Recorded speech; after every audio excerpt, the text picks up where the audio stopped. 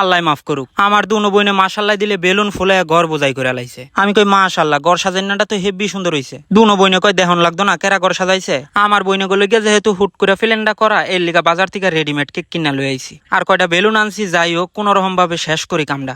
অনেক দুনো বইনে মিল্লা বড় ভাইয়েরা আবদার করছে, আবদারটা কি আর হালান যাইবো। আমি কই কি রে কুটিটা রেডি হইছো? কয় আল্লাহ, অনেক 9টা বাজে হেই হাইনজা বেলা রেডি হয়ে বইয়া রইছি। আমি কই আল্লাহ আয়, কেকটা কাটটা তোকে কলজাটা ঠান্ডা করি। এইটা কনে দুইজনে তিরিং তিরিং করে লাফায় আয়া পড়ছে কেক কাটবো হেরা। কুটিটারে কই নে বোন, তুই বাতিটা ধরা, তোর যেহেতু ইচ্ছা বেশি তুই মোমবাতিটা ধরা।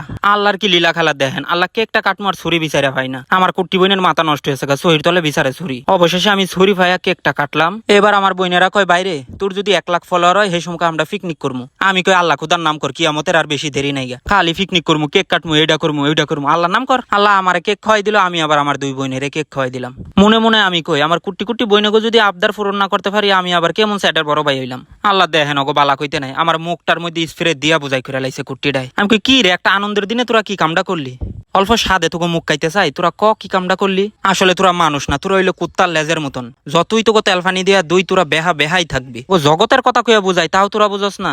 এবার দুনো বইনে কয় একটু চিলতা চিলতা কেক খাইলাম। আল্লাহ মনের মতন কেক খাইয়া লই। আমি কই বোন খা, তোর আত্মি ফুরায়া খা কেক। কুটিটা হইলো শয়তানের লাডা, কেক খাইতে খাইতে দৌড় ফাইরা গেছে, বেলুন্ডিরে ফাটাইবো। আমি কই দেখ তোরা মানুষ, বেলুন্ডি রইছে গড্ডা সুন্দর দেখা যাইতাছে না। কয় ভাই আমি দিদি নম্বর 1 খেলতাছি, দেখি কত তাড়াতাড়ি বেলুন ফুটাইতে পারি। আমি কই আজকে একটা আনন্দের দিন দেখে কিছু কইলাম না, নাইলে তোকে লাইতে মাজা ফাটাই লাইতাম আমি।